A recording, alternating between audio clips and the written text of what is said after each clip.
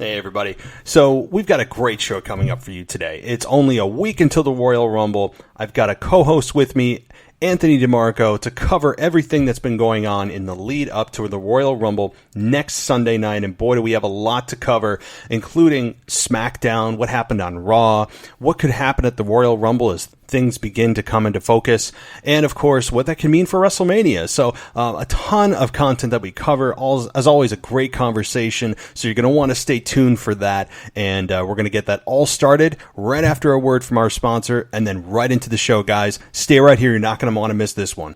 Hey guys, so retirement may or may not be something that you're really thinking about, but even if you are years and years away, I mean, I'm 20 years away from retirement, but it's something that we should all be thinking about. There's a company that has retirement plans that you can invest in precious metals like gold, silver, and cryptocurrency. There's also a big opportunity to grow retirement and grow income for either your personal or a business. And anyone who signs up at this website receives a free investment kit and gift. So what is this website? It's brightmoneyinvestments.com. That's brightmoneyinvestments.com. You can diversify and grow with metals and cryptos, and you can even talk to someone there to get a better idea of what you should be investing in. So head on over to brightmoneyinvestments.com. You ever want to sit down and just get lost in a conversation? The Hex Podcast is the place to go when you're not looking for something specific, you've got time to kill, and you want raw entertainment. To get the full experience, you should check them out on YouTube, but they're also on Spotify, iTunes, and SoundCloud.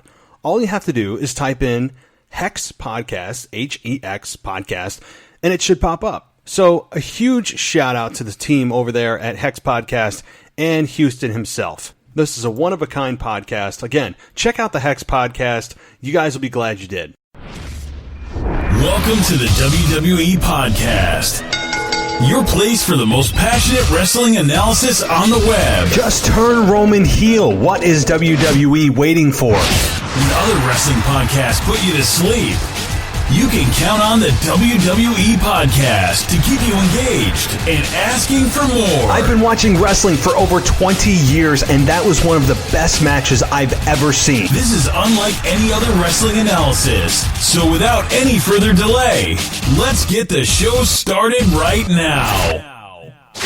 Hey guys, welcome to the WWE Podcast. It is Sunday, January 19th, 2020. Thank you so much for joining me. And we got a great show for you, as I alluded to in the very open here. A great conversation with Anthony as we talked about everything this week in WWE, including in-depth Rumble thoughts, and gave our picks. I know it's not our prediction show, but sometimes you just got to go with the flow, and I don't think our picks are going to surprise anybody, but we gave those and looked forward to WrestleMania and beyond, including questions like what are they going to do with Baron Corbin? What are they going to do with Bray Wyatt, with Roman Reigns? Who could face Brock Lesnar at WrestleMania? We covered so many different questions and really dove in deep to a lot of topics, including Sheamus and where he could be positioned on SmackDown post-WrestleMania and at WrestleMania. So a lot of great content, a lot of potential storylines and ideas and theories and conspiracy theories and all that kind of stuff, all that great stuff that we love doing as wrestling fans. We covered here. And we even touch on the women's division, of course, and what that could mean for the Rumble and a possible major return at the Rumble that's been rumored that him and I both agree on. So really, we covered everything that we deemed relevant. And yes, we didn't get to every little nuance that's happening in WWE. If you guys want a 5-hour, 6-hour podcast, we could. But it's a great conversation, and I hope you enjoy it. And we're going to get to it, of course, in just a moment here. But first, if you guys haven't joined us before, thank you so much for giving us a try. As we know, there are many other shows out there. It seems as if you don't have a podcast, you're not relevant, right? Podcasts seem to be the new .com era. The podcasts are easy to get into, but hard to stay. And I hope that this is a podcast that continues to progress and continues to evolve and to improve over the next year or so. I know that looking at some of the feedback, some of you love it, some of you hate it, and those of you that don't like it, I understand the ads can be a problem. But, I would always say, hey, check out Patreon, my Patreon feed at patreon.com/WWE podcast. And there you can get an all ad-free experience. And I would also like to welcome our latest and newest patron, Estafina Ramirez. So Estafina, I hope I pronounced that. I'm really sorry if I didn't pronounce that right. I'm awful with pronouncing things, but thank you so much for joining the show, and I hope you enjoy your complete ad-free experience. And you get a video podcast that's not delivered anywhere else except for your eyes only on patreon.com/WWE podcast. If you'd like to join her and get yourself in, it's easy to do. You guys know the address. And get yourself in there. And exclusive content, as I said, video is released every week for your viewing pleasure. So, again, I'll probably be doing more video and adding video to this feed eventually. But there will always be remaining exclusive content at Patreon, right? So head on over there if you like this podcast in its entirety. And I'd really encourage you to do that. But if not, you can always head on over to any podcast app and rate and review the show. That's always a good thing. And if you guys just want to bitch about the show, hey, that's what it's for. But I'd encourage you to leave a 5-star rating and review. It does help out the show and everything like that. Even if you give a negative review, it doesn't really hurt the show because you're still reviewing the show. So I'd prefer that you give positive feedback. But you know what? If you like something, I encourage you to do that. If you don't, just shoot me an email and say, hey, this sucks, right? I don't like this part of your show. I don't like this or how you do this. I'm open to criticism, okay? I don't take anything personally. You guys can come and go as you please listening to this show and any other show for that matter. So I am open to all of those things, and email me at realwwepodcast@gmail.com or hit me up on Twitter at @therealwwe or the WWE podcast on Twitter. Okay, well guys, with all of that being said, I have a great conversation with Anthony. It ran well over an hour and a half, right? We just continued to talk, and that's because we love wrestling, great chemistry, and a good guy. So I hope you enjoy the conversation. And a big next week coming up. This week will be your typical review shows on the schedule of Tuesday Raw, Wednesday Wrestling Nostalgia, which I'm doing a 3-part series on The Rock versus Stone Cold Steve Austin from WrestleMania 15, 17, and 19. So it's going to span over 3 weeks, and I'll do 15, 17, and 19 in that order. And Thursday and Friday will be NXT AEW. Saturday will be my prediction show with none other, of course, than Ashley. So she will be returning to the show on Saturday as we get ready for the Rumble and give our official final predictions for the Royal Rumble event. And then, of course, Sunday will be the Royal Rumble itself, and I'll be tweeting throughout the show. I'll be actually watching that show live, and then huge show coming Monday and or Tuesday where I'm going to bring the entire panel of co-hosts together. So Ashley, Anthony, and Mary are going to join me early next week for a massive review show for the Rumble, where you'll get all of our views on what the Rumble provided, our good, our bad, our rants. Everything will be there in what's proven and probably will be what's proving to be a long duration show, probably hour and a half, 2 hours. I mean, this thing, I have a feeling with all of our opinions and everything else, it's going to be a blast. So I'm really excited to bring on the entire cast of our co-hosts. I know we have our hosts of the show, and we'll be doing something special with them down the line. But our co-hosts, I'm going to want to bring on, and we're going to discuss all of the Royal Rumble fallout. So that's going to be just crazy. So I can't wait for that. So that'll be happening in early next week. All right, guys. So I'm going to take a quick break. And then on the other side, it's all Royal Rumble talk and current WWE talk. So stay right here, and we'll be right back. Following this, we'll be right into the conversation with Anthony.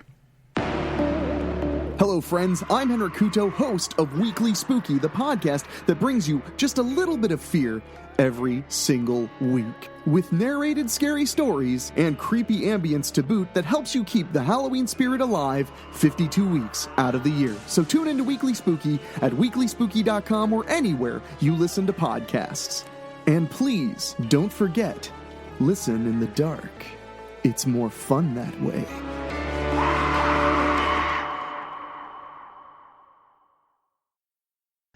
Alrighty, welcome to the Royal Rumble week. Well, the week before the Rumble, if you will. 1 week from tonight, we will all be enjoying the countdown from 10 and counting in unison to see who comes out next. I'm excited for this because it's my favorite pay-per-view of the year. It seems to be all of my co-hosts' favorite pay-per-view of the year, and I'm thinking the majority of my listeners have been chiming in as well and saying that they love this pay-per-view even more than WrestleMania due to its marathon type of format. So this is exciting. I'm looking forward to it. Anthony DeMarco, welcome back to the show. Are you excited for the Rumble week?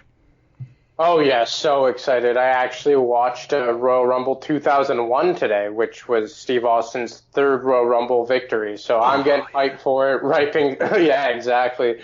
Watching some nostalgic matches, and yeah, I'm really hyped for the Rumble. Oh, man, that's so funny you bring that up. I was thinking about how awesome that Rumble is. Because I remember that it came down to Kane and Stone Cold Steve Austin, and he ended up having to give him like 3 chair shots before he could knock him over the rope.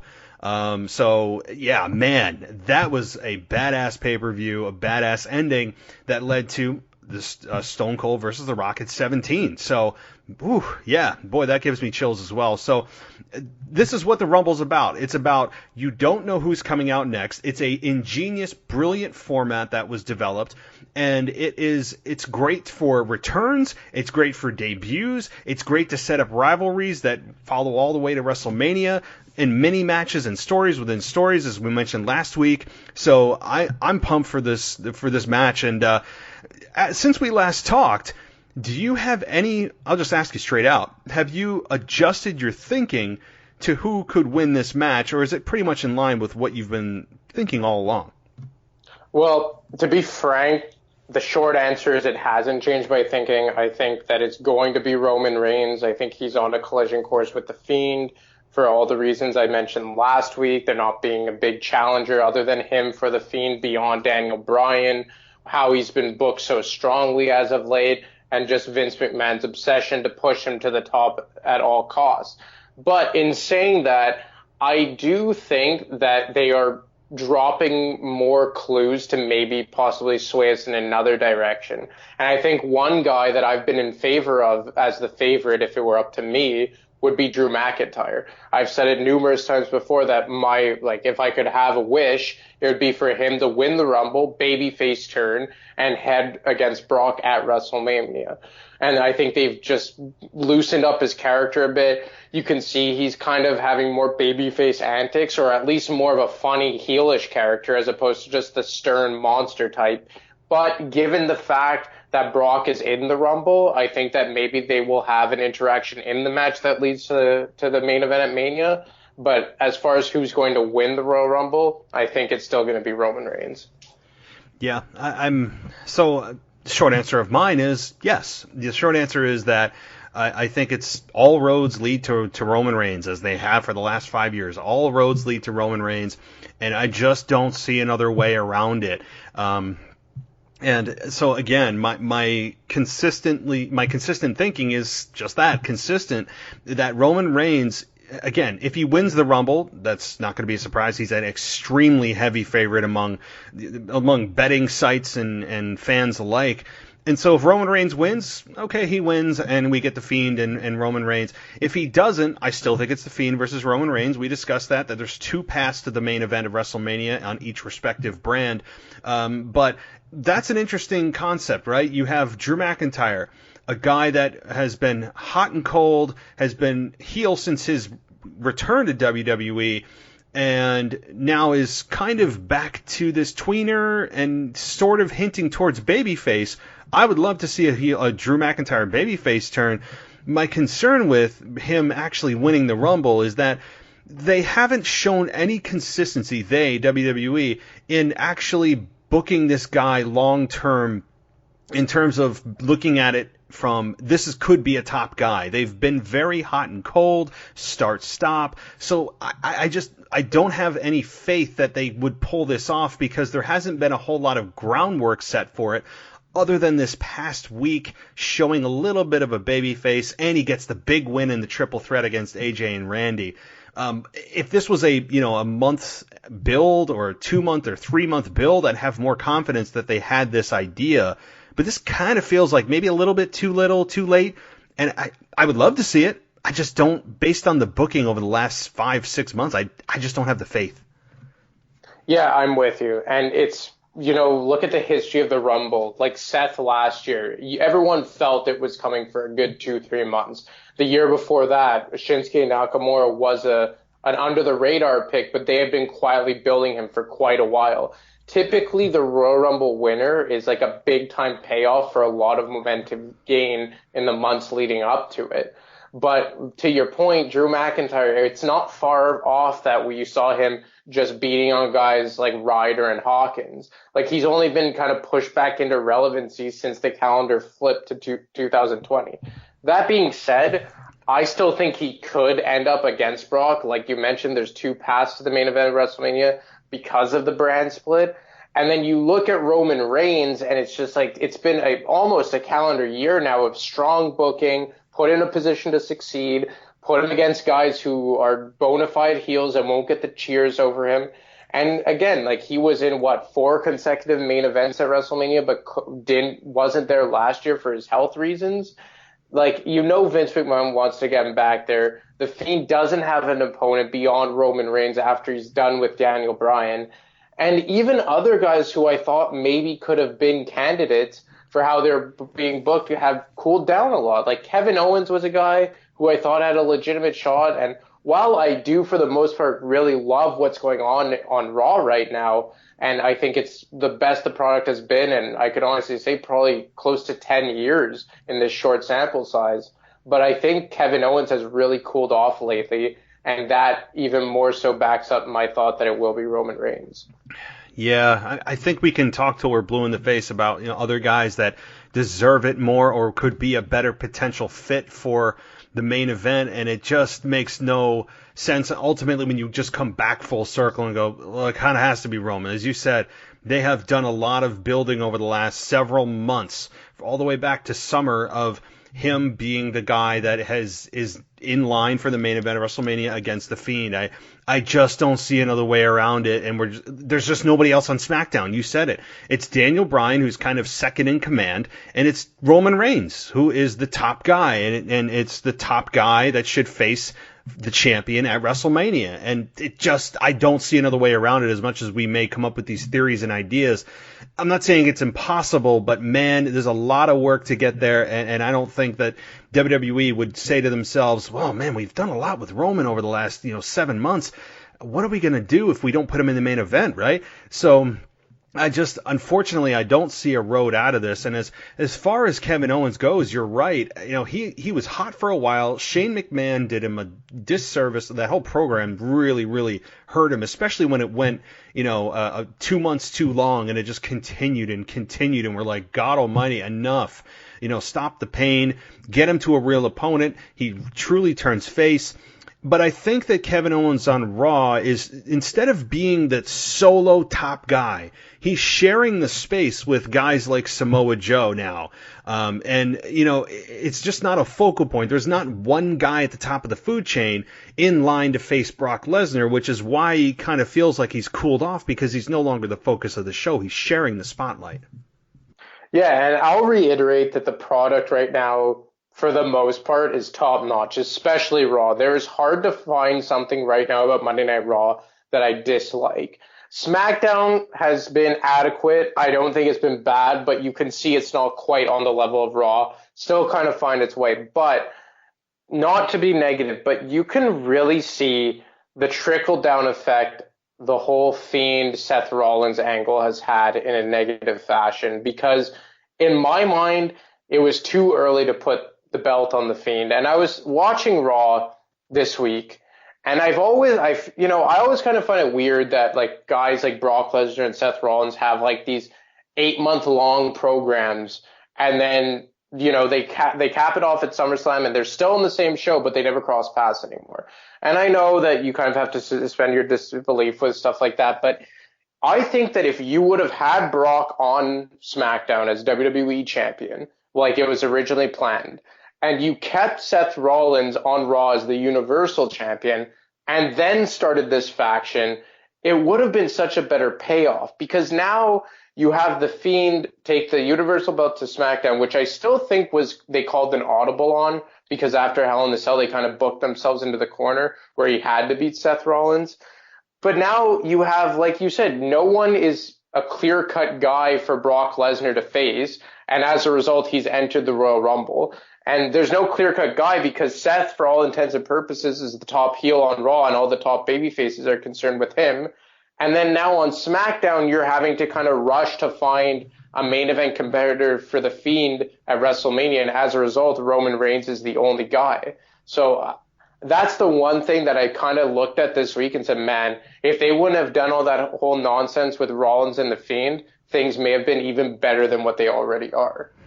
Man, you said it. I mean, the temptation to go negative on this is very high. And I have buried Hell in a Cell. The entire WWE fan base has completely buried Hell in a Cell, and rightfully so. I never wanted to see The Fiend and Bray Wyatt well before the actual main event of Hell in a Cell happened and the disaster happened, and the ripple effect of that is still going on now. Nobody wanted. I just didn't feel it. It felt way too soon. You said it. I didn't want to see The Fiend with the belt for a while. That made total sense too. And now, yeah, they're kind of in a situation that is Roman Reigns versus The Fiend. Where else you going? You know, there's no one else on SmackDown that makes any sense for WrestleMania other than an NXT guy coming in. I'm not going to say call-up because it's not a call-up anymore. They're a legitimate third brand, but transferring or moving to the SmackDown brand and facing Brock Lesnar or facing The Fiend. So, this is kind of a foregone conclusion for all intents and purposes. So, but actually transitioning a little bit to this past week on SmackDown, Kane comes out at the beginning of the show. And they, as I predicted, and I don't think I'm a genius, it didn't take a genius to figure this out, that, it was going to be some kind of interaction with The Fiend and Daniel Bryan to temporarily have a nice feel-good moment of reuniting Team Hell No, and that was fine. I had no issue with that. Kane is, I think, going to be in the Royal Rumble match. And what did you think of that segment with Daniel Bryan ripping out part of the locks of The Fiend and then backstage saying that, The Fiend does what he does best when he's in trouble, and that's run, and then put the stipulation in that he's going to challenge him to a strap match. And even in, you think in Texas, they're going to be in Houston, they'd be at a Texas bull rope match, but no, it's just a strap match. So what did you think about that whole segment on SmackDown? I like the segment. I like that what they've been doing with The Fiend, that he's, revisiting a rivalry with Daniel Bryan, and they've tied in what happened on the show 6 years ago when Bray Wyatt was there with the family. And then this week with Kane, he's had several run-ins with Kane. He attacked him as The Fiend. And then in Bray Wyatt's debut year, his first match was against Kane, I believe at SummerSlam in an Inferno match. So I like how they're tying in the history, and they're not just saying we all have the memory of the goldfish like Vince McMahon, WWE often does. I liked it. It set up a good segment with Daniel Bryan going over on him, getting a good feel-good story like you thought. I'm intrigued with this match, the strap match. I think that they're going down the road with a lot of gimmick matches for the Royal Rumble, which is fine. I'm a sucker for gimmick matches, and they have the Falls Count Anywhere match. Now they have the two Rumble matches. Now the bull rope match. Not the bull rope, the strap match. And I think it's going to be a good match. Again, and this has been a trend on SmackDown going back to WrestleMania when Kofi was champion, that it's bothering me that the quote-unquote world champion of the show is taking second class to Roman Reigns and whatever story angle he is in. That's bothered me. I don't think we've seen the Universal title once on SmackDown, like physically. Like I know we see it on the Firefly Funhouse, but we haven't seen the belt once since, Bray was champion or has been champion. So besides the fact that I don't like it taking a back seat to Roman's angle, I thought all in all the segment itself was really good. Definitely. It was a very solid segment. Again, SmackDown is just it's just a good, average to good show in most cases, where Raw is excelling and has been excelling for quite some time. Raw hasn't just been, the past couple weeks or month. It's been several months that Raw has been a very good show. So obviously, I think we can credit Paul Heyman, assumingly, to that consistent change, and maybe the XFL is taking away Vince's focus from being a complete hands-on approach. But credit to where credit's due on SmackDown. It was a solid segment. Daniel Bryan gets a little bit of retribution on the Fiend and pulls out some of his locks, and a pair of glasses came out of the bottom of the ring, which is weird. No one else mentioned that or noticed. I'm like, what the hell are a pair? Why are glasses on them? Obviously, that was a mistake. But yeah, so that was good as well. And I don't think that anyone really believes that Daniel Bryan's going to win at the Rumble. It's not a spoiler. It's just this one somewhat is a foregone conclusion as well. Because what are you going to have? Roman Reigns versus Bryan? We've already discussed that, I think, last week too. It just is not going to do Roman Reigns any favors if you want to get that babyface reaction for Reigns, which is he's already going to struggle anyway at WrestleMania, which I can't wait to see. But yeah, this is a match I'm looking forward to, because I think while Daniel Bryan may not win and probably won't, and I also am a little bit resentful again for WWE's just incessant need to make Roman Reigns the focus and put the belt second, put it underneath Roman Reigns. That's just what they've done, and they did it through the entire summer. But what I was going to say is that if you have the Fiend out there with Daniel Bryan, and Daniel Bryan loses, and I think he will, there should be something, I might have mentioned this already, but there should be some kind of hint to what the weakness of the Fiend is. They haven't revisited that yet. And Ramblin' Rabbit apparently is alive, so I think that you will see some kind of clue, even in Daniel Bryan's loss, to what that weakness could be that Roman Reigns could expose.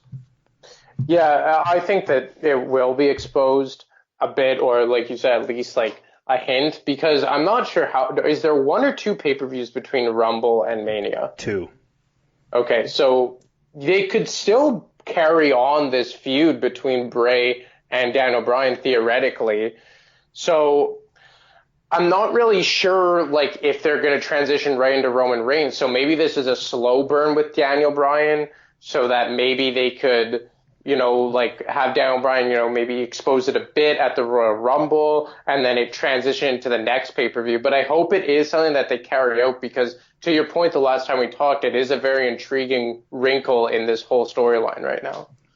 It is. And as we're talking about Roman Reigns, he faces Baron Corbin at the Royal Rumble, and Roman Reigns' stipulation is the most boring stipulation you could possibly come up with, and that probably would have been implemented even if it wasn't left up to him, of a Falls Count Anywhere match, which does not benefit him, considering that Baron Corbin, who's done a brilliant job, by the way, who has these cronies that outnumber the Usos and Roman Reigns. So, I didn't understand that. If more logic would have told you, well, keep people out, let's do a cage match, right? I mean, we know people get in there, but from the wrestling perspective logic, you would have think Roman Reigns is like, hey, I'm tired of people interfering, I'm tired of, all that. Let's put you in a cage where you can't escape me. I mean, to me, that would have made more sense than a Falls Count Anywhere match that actually promotes guys that aren't in the match to be involved in the match. Nonetheless, you have Baron Corbin, who, and again, I feel like I don't want to be a Debbie Downer, because I'm looking forward to the match, actually. And I think, again, Baron Corbin is the top heel on SmackDown. I love his work that he's done over the last several months in transforming into the King. He's really embracing it. But my concern is, I think we all believe that Baron Corbin's going to lose. And there are 2 pay-per-views in between now, or between Rumble and Mania. So this, as Daniel Bryan and The Fiend, could string out a little bit longer before they get to the true program that they're getting to at WrestleMania. But where does Baron Corbin go after he loses to Roman Reigns? I mean, all this progress they've made with Corbin, I love his heel persona. There's still work to do, but it's progress. What happens to Baron Corbin after Roman Reigns just takes him down and moves on to The Fiend? I think the only logical scenario would be him matching up with Braun Strowman heading towards Mania.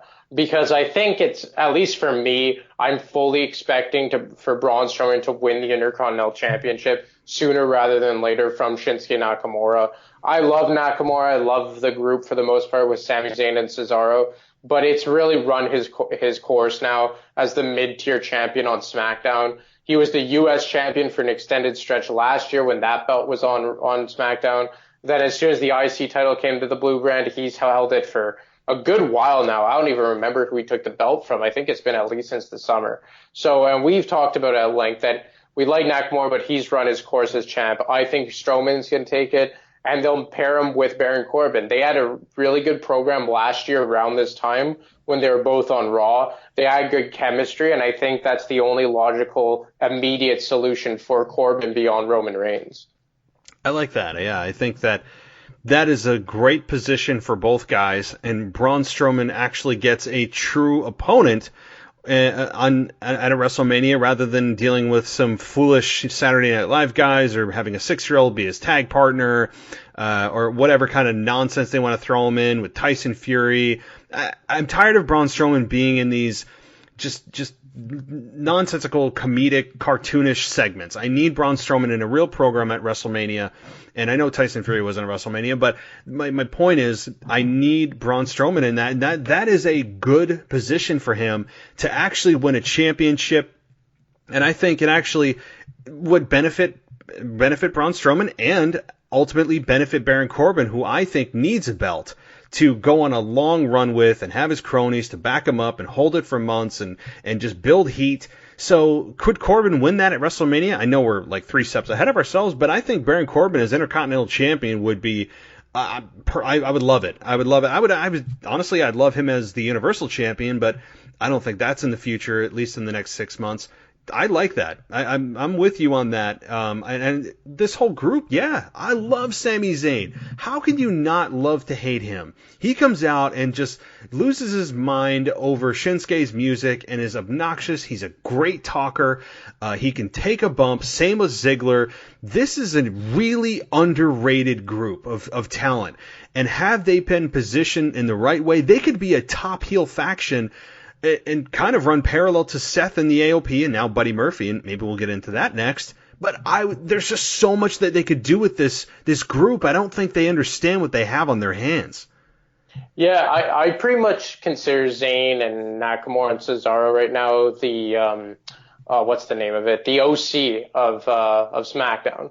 And I do find, and this is just me, and I know I'm just overly tough on him, but Cesaro is really goofy to me, and that I kind of always laugh when he comes out. And mostly just because he's changing his outfit and his gear from week to week and wearing a shirt that's 4 sizes too small, and just the fact that he doesn't have a personality. But all that aside, I like all of them. I think that they would just need to go in a different direction more as a group, as opposed to just Nakamura being the Intercontinental Champion and not holding it hostage, but kind of to an extent in terms of valuing the championship. I just think that belt would do Braun Strowman some good, as he hasn't held a singles championship in any capacity since joining WWE, and even eventually Baron Corbin post-WrestleMania, because I'm pretty sure the only title that Corbin's ever held was the U.S. Championship for 2 or 3 months, and that was over 2 years ago now. So I just think that the IC Championship would be best served for some more high-level single opponents right now, or single wrestlers. And that's not any slight on Nakamura and Sami Zayn and Cesaro. I just don't think that there's any point, and nobody's really benefiting from the Intercontinental Championship being a part of that mix. They're not, and they're doing a disservice. As talented as Nakamura is, I think some of the viewers have kind of forgotten that he's champion outside of Braun Strowman saying he deserves a shot. And he does, based on the fact that he has beaten Nakamura before. He holds several wins against him, so rightfully so. He should be next in line to win the Intercontinental Championship. I'm all for that. I just hope that after Nakamura drops the belt, this group doesn't disband. And I will say only if their next plan is, well, break them up, and Sammy will do his separate thing, and Nakamura will do his separate thing, and Cesaro will do his separate thing, because we've seen them do their separate things, and it just hasn't been solid. It hasn't been really executed well. And like you said, Cesaro is a goofball, great in the ring, stupid strong, but goofy, right? That is a good way to describe him. He's just a goofball that you just don't know how to feel about him, because he's great, but you don't understand any gimmick he's ever done, ever. So, and Nakamura, obviously ultra talented. Sami Zayn, to me, is the star of that entire group. He's the mouthpiece. He's like the mouth of the South, Jimmy Hart, but except he's an actual performer that can go. I love what he's doing. So, transitioning a little bit into what potentially can be coming down the line here, and we got a little bit more hint on SmackDown as well, with the Revival continuing to lose, and they lost again. And what could this possibly mean? The Revival seem to be hinting at a potential change in character, gimmick. We're not sure, but the announcers hinted at it. The Revival themselves kind of alluded to some kind of change coming. What could this be? I'm not sure what it could be, but I know they've been, kind of teasing the whole them leaving WWE for quite some time now, and even the Revival kind of teased it in their promo after their loss on SmackDown. But I think that's more just them playing to the storyline, especially the fact that they just re-signed with WWE. I've always been someone who's more bullish on the Revival than most. A lot of my friends who follow NXT and are hardcore wrestling fans in terms of the indies and the other promotions really were high on them because they're the old school wrestling tag team and they do the old style and they're real nostalgic tag team. But for me, I've never really connected with them. They kind of just feel stale. Like, okay, we get it that they're tough guys, and they're old school wrestlers, but beyond that, I don't find there's a lot of depth to their characters. And you can see it now that they're rapidly falling down the tag team depth chart on SmackDown. Like New Day is going head to head with John Morrison and The Miz right now, which figures to end up in a tag team title match at Royal Rumble. Then you get the Usos who just returned, Heavy Machinery. Then you kind of got to consider Ziggler and Robert Roode as a tag team at the same time. So I think the Revival should change. I think they don't really have a choice right now to change it up a bit in any capacity that they can, because they are kind of just becoming a forgotten face on SmackDown. They are. And when you see them come out, and again, we all know how talented they are in the ring. That's not the issue. And their whole persona, their whole gimmick, if you will, is not having a gimmick. It's just being the old school guys that come out in their trunks and boots and are good chain wrestlers and old school hard hitting and don't do the flips and flops and all the the 450 splashes and 1,000 suicide dives, that they actually just wrestle. And that's been their thing. And while that sounds ingenious, of kind of in a way of your gimmick is not having a gimmick, it's just not translating well on TV. And even when they explicitly talk about how silly it is that we're in a New Year's Eve street fight or whatever it was, and they had to use Legos and stupid crap, and they were angry about that, and I was too. I'm kind of going, yeah, like this is childish, stupid crap. And for them to call that out on air I loved it. But there's just something not connecting, and I don't want them to go and do what Shorty G has done and be able to connect with the audience in your match. And that's actually building fan support. And then WWE goes, oh, this is working. Let's fix that. And they go and give him a stupid gimmick, which is now retrograding his progress. I don't want them to just put all this colorful stuff on them and give him a silly entrance. I don't know what the fix is. I'm not smart enough to figure out what they should do, but we all agree, and they agree online, and the announcers all agree that something needs to give. Yeah, well, I'm glad you brought up Shorty G, because there are instances where it's the creative and not the wrestler. The writing is stupid, and Shorty G is stupid, and that's why people don't connect with him right now as they were when he was Chad Gable. With the Revival, it seems like one of those instances where they've been booked strongly. They've held the tag team titles, whether it be on Raw and SmackDown, I think, on at least 3 separate occasions now. They've constantly been amongst the best for the last calendar year. They're saying all the right things, as you just mentioned, calling out the stupidity and often the buffoonery type things they have to do with this cheesy, era or these New Year's Eve street fights or what have you. But it's just they're missing something. And maybe this is just an instance where it's on the actual wrestlers themselves. It's on the guys themselves to develop the characters. Because to be honest, I don't know how much stronger these guys can be booked by WWE than they already have. Maybe they've been on a losing streak as of late, but they've had 2 or 3 separate occasions where they are the legitimate top tag team on whichever respective brand they are at that time. So I think that they can't do anything too drastic with the Revival, because at the end of the day, it's not always the case. But in this particular instance, it is just on Dash and Dawson, and maybe just their execution has to be better. There's no question. There's no question that it may be up to the wrestlers. As you said, though, I don't know what their contract status is. They've kind of been hinting at leaving for a while. I don't know if there's any truth to that, or if that's just storyline within storyline. But there's something that needs to change. Maybe if I was going to nitpick on their actual presentation, I'm not a fan of their entrance music. It's not exciting. It's got kind of a country flair to it. And even if you like country music, it's not an exciting jam. It doesn't do anything for me. It's not wrestling music. It's not wrestling entrance music. So maybe as simple as that, and changing up the attire a little bit. And I don't know, but I don't want them to do a Shorty G.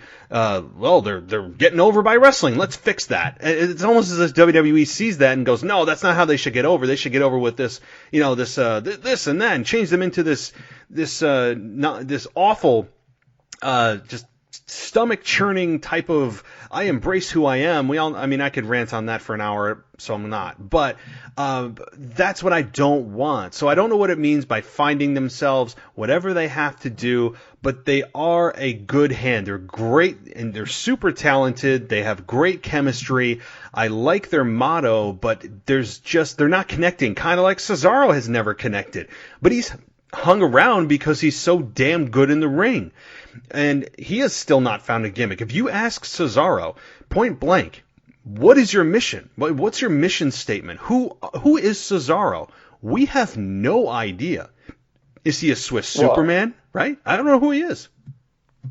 Yeah, well, it's Cesaro. It's just going back to when he started. You had him being the translator. Then he became James Bond. Then he went to the bar. And then if that's not enough, since he disbanded from the bar, he's had so many gimmicks just over the last 9 months or so. Like, he started coming out in a jumpsuit. Then he changed to kind of like skinny sweatpants with short ankles with like that black coat over it. Now he's coming out in regular like wrestling trunks. And it's just a lot of these guys that they want to keep them on the show because they're so good in the ring, but they just really don't know what to do with them. And it sucks for Cesaro, because look at a guy like Sheamus, and I've always been a Sheamus fan, but ever since his promos started, and now he's clearly going for a rivalry with Chad Gable or Shorty G. Just Sheamus's couple of promos since he's come back over these last couple of weeks have interested me more than 9 or 10 months of trying to build up Cesaro post the bar. And that just shows you that at times it's not always the writing and the creative, which they have their faults, and I'm not, exalting them of any blame here, but sometimes it is just the execution of the wrestlers themselves. Absolutely, it is. And it's hard on the outside to determine whether or not it's creative, or it's the wrestlers coming up assisting with their creative, or it's a combination of both, or if they are handed a script, or I think it's a case by case on who has more control over their creative. I would assume that tenure has a lot to do with it. Again, it's hard to point the finger. I'm going to go the safe road and say it's a combination of both, and that Cesaro needs to find out who he is, because I know that there is a main eventer in there. I can remember when Cesaro went one-on-one with John Cena in the main event of Raw, I don't know, maybe like 5 years ago, something like 6 years ago, I don't know. And it just you were just like, holy crap, like that was a damn good match. That's what I want from Cesaro. He does his talking in the ring, but that can only get you so far, and he needs to follow up with this. And to put your point on Sheamus, I'm really loving what Sheamus is doing right now. I love that he is, and I don't know if anyone's pointed this out too, but like his body, man, he is toned down. He's cut the fat and up the muscle, or maybe just cut the fat and revealed the muscle a little bit more. But he looks great. He looks to me the best he's ever looked in his career. And yeah, he's back to his 2011 look, but that works. It works for Sheamus. And Sheamus's whole thing, anytime he's been a heel, most times, it has been that he's picking on the shorter guys. He's picking on the little guys, our heroes, as he likes to put it. I like that. I would have liked if WWE didn't beat to death that it's been Shorty G, that, oh my God, he's so small. And like how many times have this joke has been running all fall and now into the winter time? It's dead. I mean, like, enough, right? I'm not into that part of it because it's been killed by everyone. But I do like that Sheamus is pinned with Chad Gable, because I think this is the potential to be a really good match. I'm looking forward to this program. I see Sheamus coming out on top of it. I don't see Chad Gable actually coming out victorious, but he'll put up a good fight as he did with the King of the Ring finals. I'm ultimately looking for Sheamus here, who could be a top heel on SmackDown if he continues to roll, and I think he will. I think he's going to make a big impact in the Royal Rumble and beyond. You ever want to sit down and just get lost in a conversation? The Hex Podcast is the place to go when you're not looking for something specific, you've got time to kill, and you want raw entertainment. To get the full experience, you should check them out on YouTube, but they're also on Spotify, iTunes, and SoundCloud. All you have to do is type in Hex Podcast, Hex Podcast, and it should pop up. So a huge shout out to the team over there at Hex Podcast and Houston himself. This is a one-of-a-kind podcast. Again, check out the Hex Podcast. You guys will be glad you did. A&T Tech provides the latest news from the technology world. They love creating high-quality content for the people interested in tech, all while making it more accessible for people who want short snippets of what's going on. Their small team produces informative articles about the latest gadgets from the biggest companies, our tech basic guides, as well as daily deals. Check out alexandtomstech.com. That's alexandtomstech.com. And you can find them on Twitter at alexandtomstech. I'm a huge techie, guys. I'm big into Apple, and they really do a great job of covering all of this stuff. So head on over and check out alexandtomstech.com. Yeah, I think Sheamus is one of the most underrated wrestlers of the last decade, because he came in, I think it was in 2009 when he showed up. His first Mania match was against Triple H, and rumor has it that he was Triple H's pet project. I'm not sure if that's true, but he was really always one of the top guys there. Like, there was a stretch where he had a lengthy World Heavyweight Championship run after WrestleMania 28, I believe, when he beat Daniel Bryan in 17 seconds or whatever. He had a really under-the-radar but really good program with the Big Show that year, and he had a few good runs as U.S. champion. He was always, like, not to sound cliche, but a good soldier. Like, no matter what program he was in, it was interesting. I always liked his style in the ring. And when they paired him with Cesaro in the summer of 2016, I liked it. It culminated that best of seven series that they had on Raw when Mick Foley was the GM. And I liked them as a pairing, as a tag team. They were my favorite tag team for most of the last 2 or 3 years before they ultimately disbanded. But in saying that, I always felt like there was a bit left in there for Sheamus to have one really solid singles run left in him. Because, like you said, like, he's been around for a long time, and the same with Cesaro, but Sheamus already had a somewhat main event run. He was the WWE champion a few times, like I said, the World Heavyweight champion, but even when he was with the Bar, and I liked the pairing, and I find it really elevated Cesaro, I've always felt that he still has one more main event run left in him, and maybe this could be the kickstart to something, because also touching on the Intercontinental Championship again, if it's not Corbin, I would love to see a program of Sheamus and Braun Strowman. That would be awesome. I would sign up for that. And yes, I think Sheamus is going to slide very nicely into that IC Championship run, and we've already booked the championship off of Shinsuke. I mean, it's just kind of inevitable. As you said, it's run its course, and Sheamus is an awesome contender for that, and I think could have a long run. I don't believe whatever Strowman gets this, it's going to be holding on to it for very long, unless it's at WrestleMania, in which case those championship wins should stick. I'm of the big belief of that, because it's kind of like hitting your reset button and really sending a message to fans of like what and who you believe could take and have a long run with this, and who they've been building towards most of the last few months. Like that's what I want. I want a long run. But yeah, Sheamus, there's a really limitless places he could go right now, and I don't know if this is technically, or well, I guess in the eyes of fans, that this may be his last shot, but I think he's got a lot of years left in him. I don't think he's too beat up. He took some time off, got his body in shape, healed himself up, looks awesome, and he has, I think, a good 5 years left in him to potentially main event and be a top heel. I'm looking forward to it. I love his style and physicality in the ring too. You kind of touched on that a little, that his in-ring style is one that you can't see through. You can't see through what he does, meaning he works stiff, right? He is just physical. He makes you go, ouch. He makes you almost feel the chops that he does. When he took Shorty G's head off, nearly took it off with a bro kick a couple of weeks ago on SmackDown. He's always just very physical in the ring. That's what I love. He doesn't feel like he's wrestling. He feels like he's fighting, and that's something that I can appreciate. Yeah, and that's why I've always liked him too, because he also has a kind of complex style for a big man. And I always found that when he fought guys who otherwise kind of looked clunky in the ring, like the later years of the Big Show, Sheamus brought the best out of him because of that fighting-esque style that he had. And now that you talked about it, like how many more years he had left in him, I think that beyond WrestleMania, I think that he could be a challenger for Roman Reigns if Roman Reigns were to win the Universal Championship.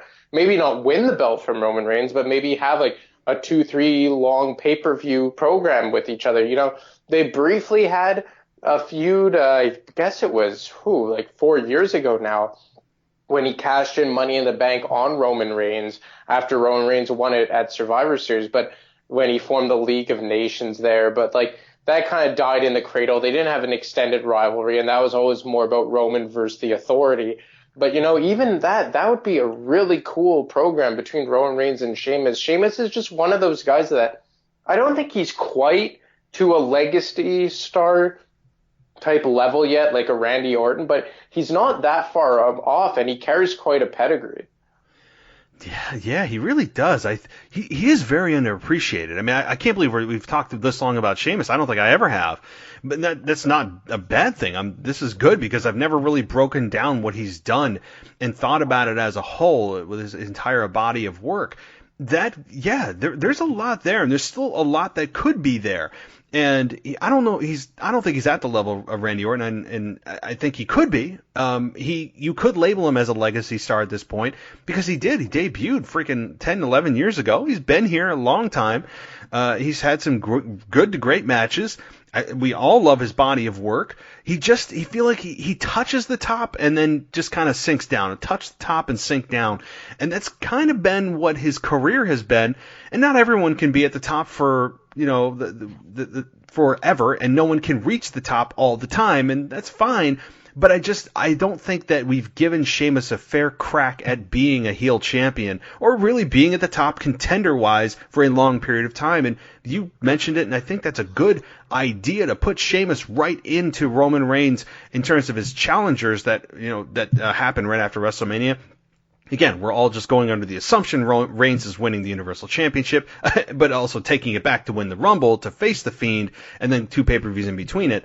But I think that is ultimately what's going to happen. But Sheamus would be a great first opponent for Roman Reigns. As you mentioned, they faced each other 3.5, 4 years ago now, and they could pull on that a little bit. And Sheamus certainly, I think, matched up very nicely back then. So you add 4 years experience, these two could potentially go on till, my God, well, it's not Backlash anymore, but you go for the next couple of pay-per-views, and yeah, Sheamus isn't going to win, but it certainly could be, I think, a really good program. And Sheamus, too, I don't think we've talked about that. On the mic, he's not bad.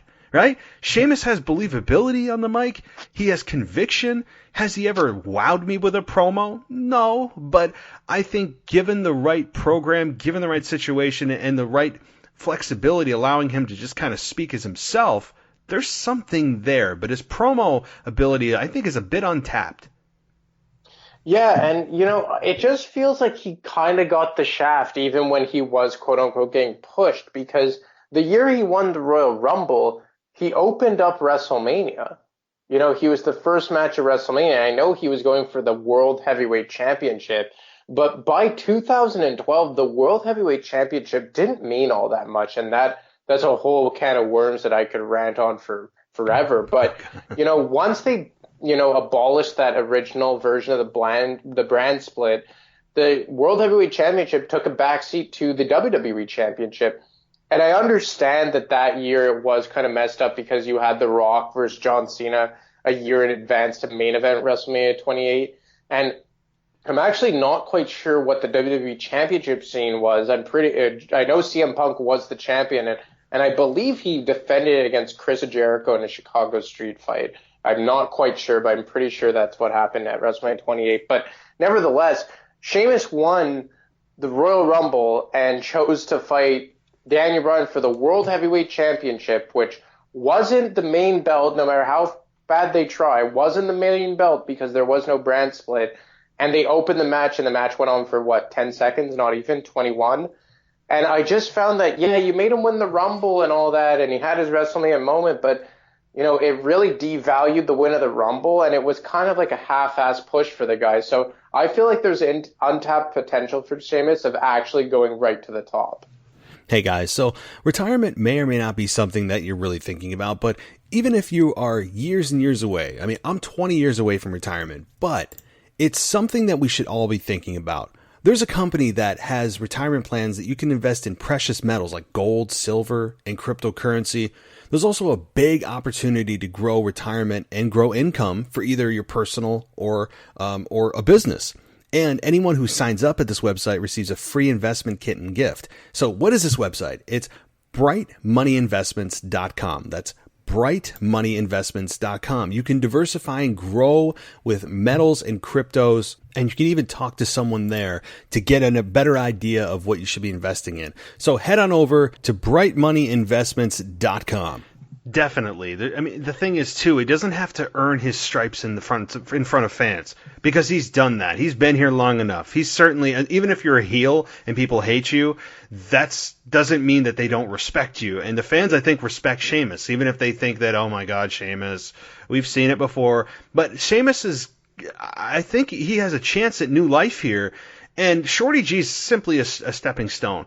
Could he face Daniel Bryan at WrestleMania again, and they pull back to WrestleMania 28 of what happened, and that was a damn tragedy. Although I remember it, that was one of the prominent things I remember from that pay-per-view of Daniel Bryan kissing AJ Lee and then immediately getting bro kicked and losing the championship. That was shocking and certainly noteworthy, and you could love it or hate it. It's kind of akin to Kofi Kingston having that long run and then ultimately losing in 9 or 8 seconds to Brock Lesnar. It's shocking. You don't see it coming. And it divides people a lot on whether you love it or hate it, because you could say, oh, that's so disrespectful. Or you could say, that didn't see that coming. That is a big statement to make to fans of, hey, you thought this was going to be a long match. This is something that we knew that you thought was going to be a long match. It's something of a bit of a swerve to fans, and that it adds the very much needed feeling to the WWE product of anything can happen at any time. That has been missing from the WWE product for I don't know how long, because, and again, this is probably a discussion for a much larger issue. But in general, I used to watch back in, even in the Ruthless Aggression through the PG era to some extent, the CM Punk era to some extent, which ultimately ended up being this PG era. And of course, the Attitude Era. All of those times from about 1997 through about 2000, even 2012 to some degree, you had that feeling of anything can happen at any time. I mean, you just never knew what was going to happen. in this case, today's product, I love Raw. SmackDown is improved, but that feeling of you don't know what could happen, who's coming out, what's going to be happening, what the outcome of this match could be, that feeling, for the most part, is gone, and we've just kind of accepted that as fans, which I think is ultimately hurting our emotional investment in the product.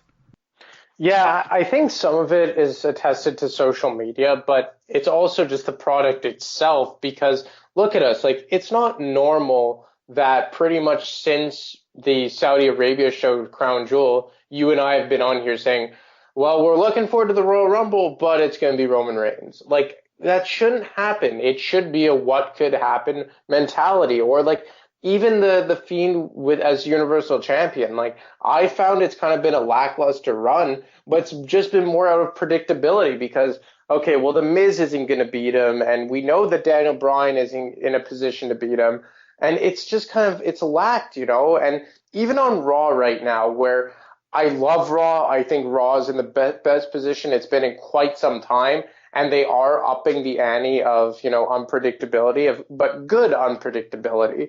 But, like, there's even just more of that, well, who is Brock going to fight?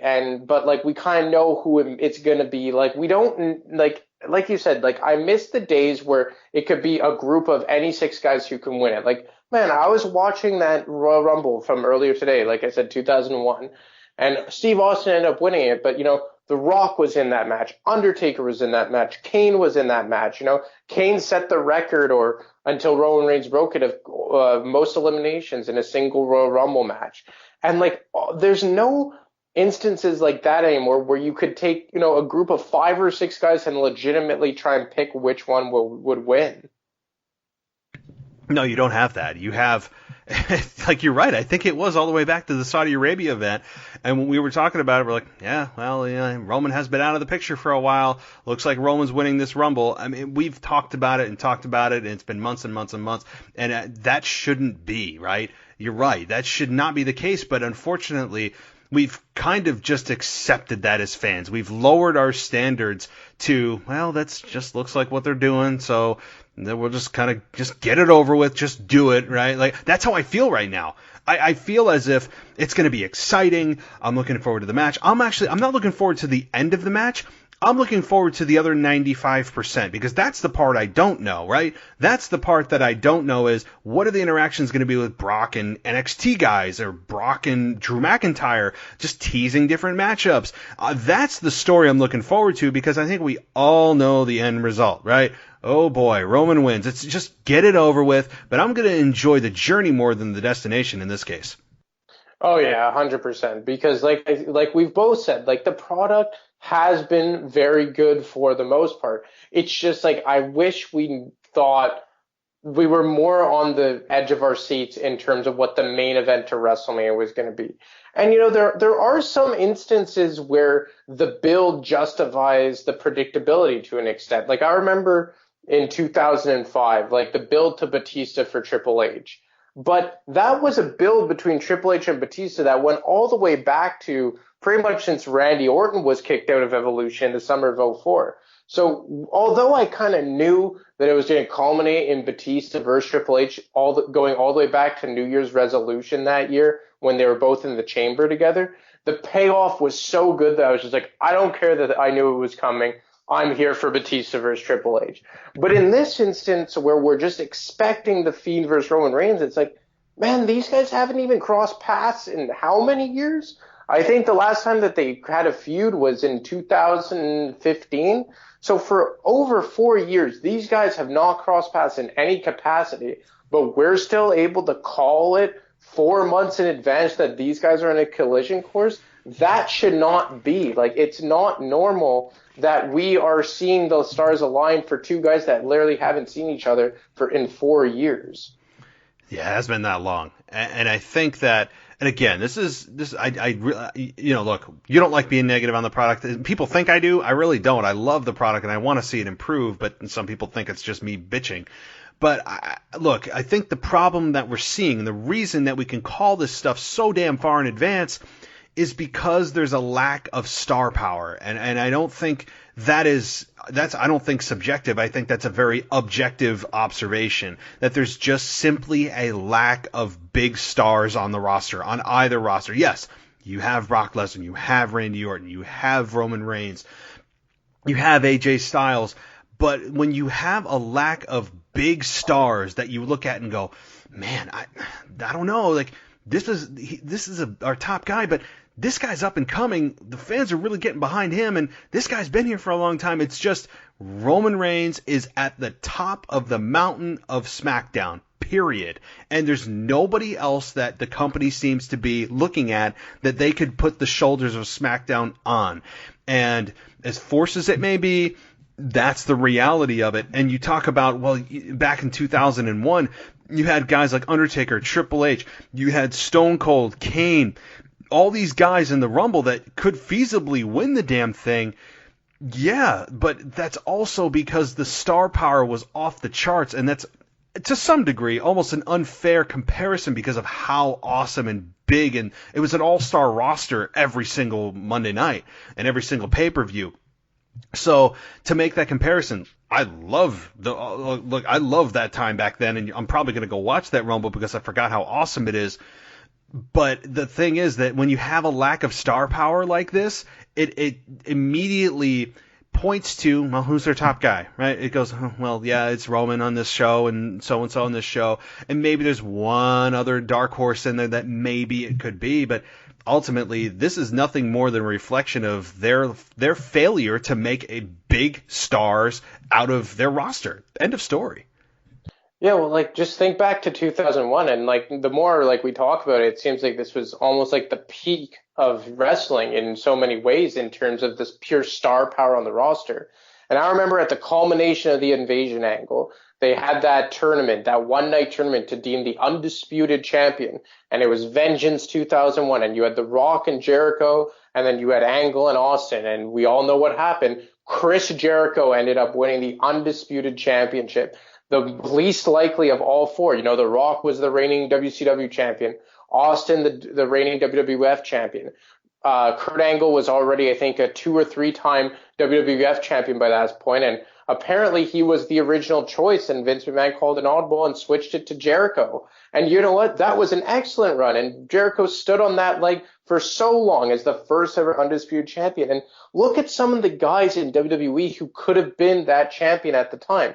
We just riled off Austin, Angle, and The Rock, who were in that match. The Undertaker, The Big Show, and Kane to an extent. You know, Triple H was returning the next month after a knee hiatus, and he ended up winning the Royal Rumble to face Jericho at that year's Mania in the main event. So, like, in an instance where you had guys that you could easily say 4 or 5 guys bona fide ahead of Chris Jericho, you pull the trigger on making Jericho win, and everyone is okay with it because he is that damn good, and the roster's that damn good, and the writing is that damn good, where you can swerve everyone in a good way, and people are actually buying in, not just because you swerve them, but because it's believable. You know, you just don't see that anymore. You don't. And those are calculated risks, and that is one that I remember watching going, are you effing kidding me, Chris Jericho? I remember being so mad, but at the same time, I'm like, that's freaking brilliant, because now there was so much heat on Jericho. And I remember a promo after he beat Austin and Rock in the same night, which he has, as you said, he stood on that for years, and rightfully so, because nobody else can say that he beat Austin and The Rock in the same night. His promo, it might have been the Monday Night Raw after, he was sitting by a pool with the two championship belts next to him and bragging about what he did. And I'm like, somebody needs to whip this guy's ass.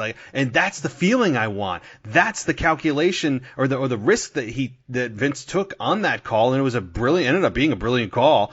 Loved it, but hated it. I hated to love it. It's kind of a weird feeling, but when you have that feeling of wanting to see the guy get his ass kicked, that's what you want. That's selling tickets. That's people buying the network. I loved it. Yeah, I'd forgotten about that. But, man, that was freaking 19 years ago. It's insane. But, yes, loved it. Something like that, though, would it happen in 2020? I don't think so. the WWE feels so controlled, and it's a much different world now. It's just such a micromanaged backstage area, and again, this has been verified by several guys who leave the company, and John Moxley's Exhibit A of what the culture is backstage, and it's extremely micromanaged. And to have them do something that risky, to put somebody that nobody expects in that position, I just we could talk about it, and I would love it, but I don't think WWE has the balls to do it.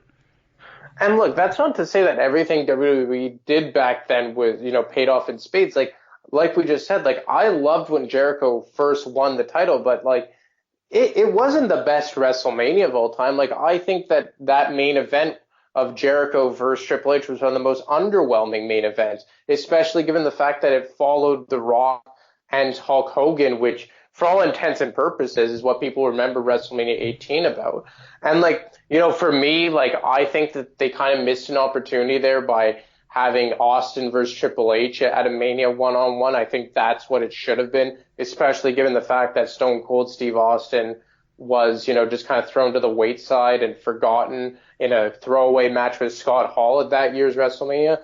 I really think that for a WrestleMania type moment, it would have been best served having it Austin versus Stone Cold Steve Austin, just because I didn't think Triple H versus Stone Cold Steve Austin, or at least include Steve Austin in the match and make it triple threat. So I think WWE is just so afraid to maybe look back on a moment like that where they made a risky move and put it on Jericho. And while the payoff was great, some of the immediate effects of looking back in hindsight, an underwhelming WrestleMania match, main event match, maybe scares them off from doing it again. It probably does.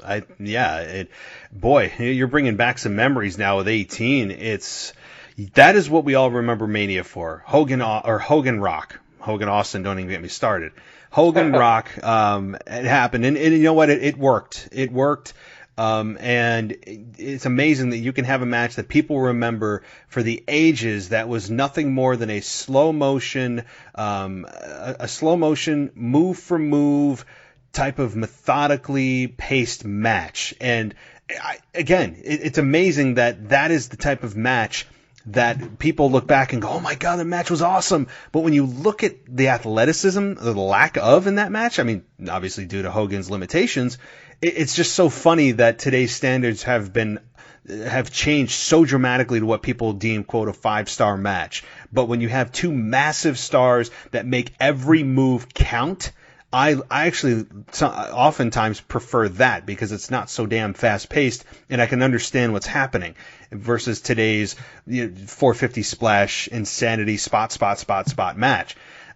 But again, to your point about also the rest of the card, the fact that Austin and Triple H never had a WrestleMania match is actually surprising considering how awesome some of their feuds were and how long some of them run. It just never happened to cross into Mania.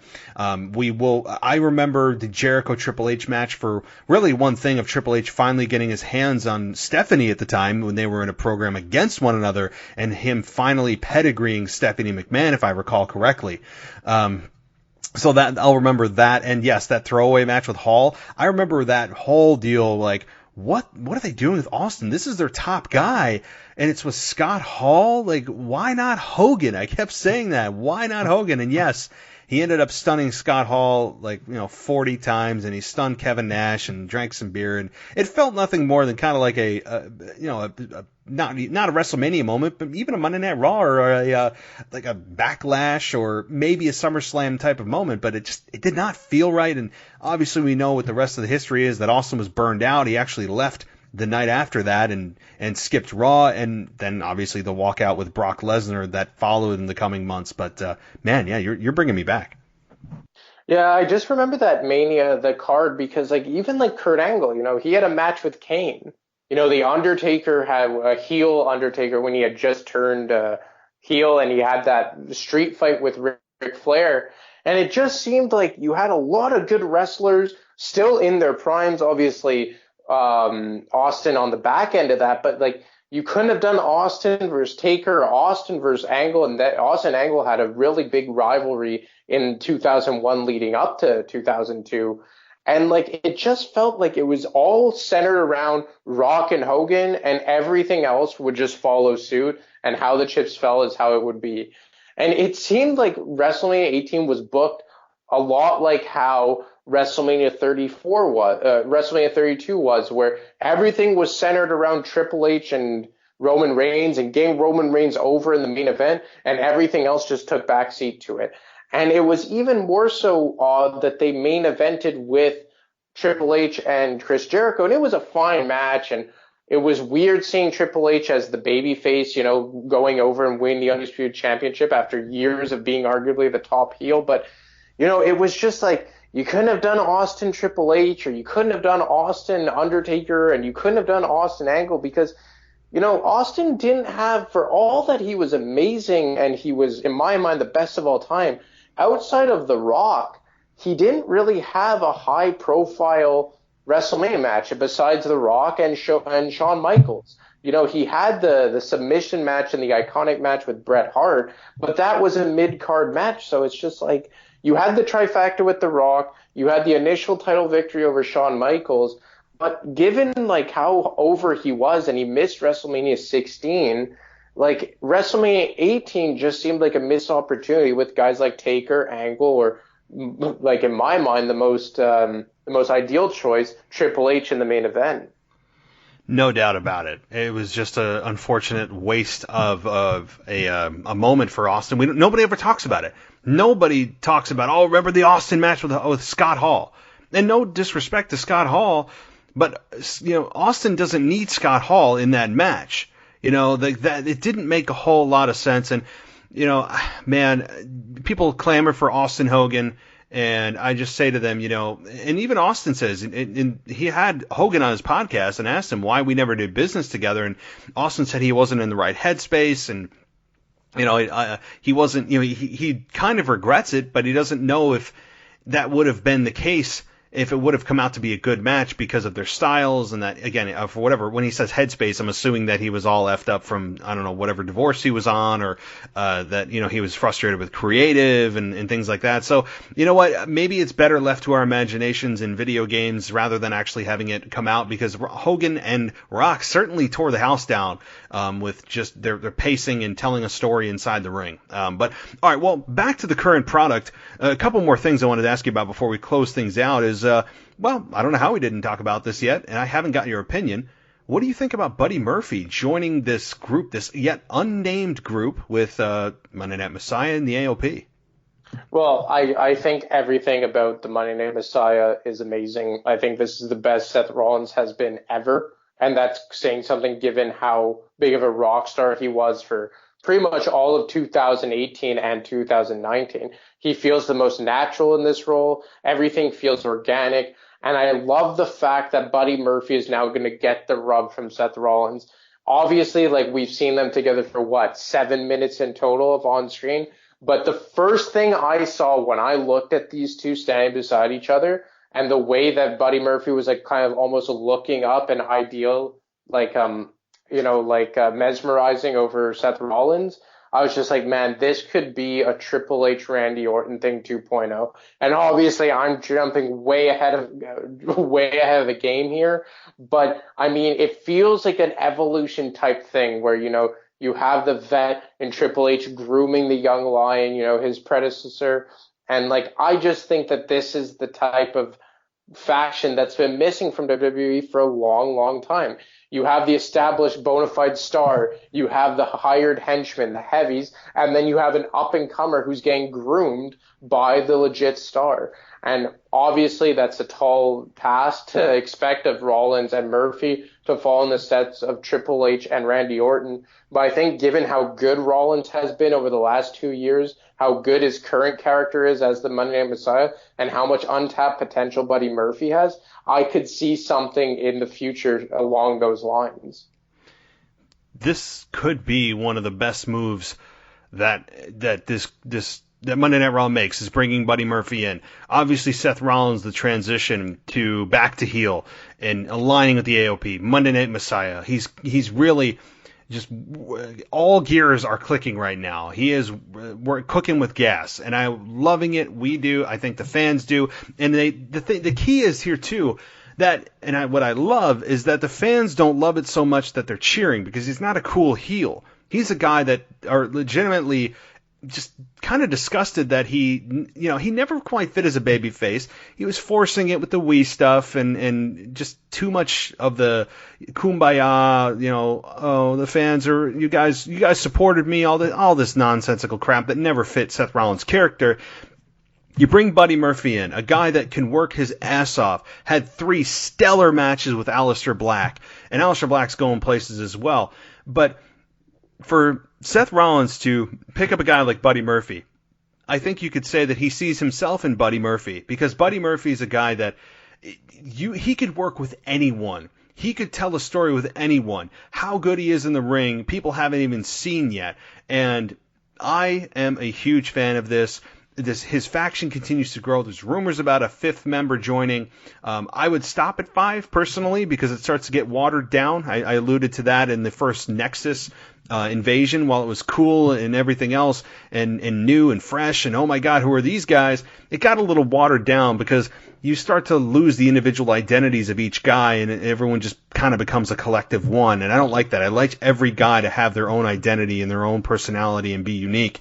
And so if they're going to add a 5th, fine, but I would stop there. I'm interested to see what they name the group. There has to be some kind of name. I haven't heard any rumors on that yet of what it could be. But Buddy Murphy, the addition here, I think it's perfect.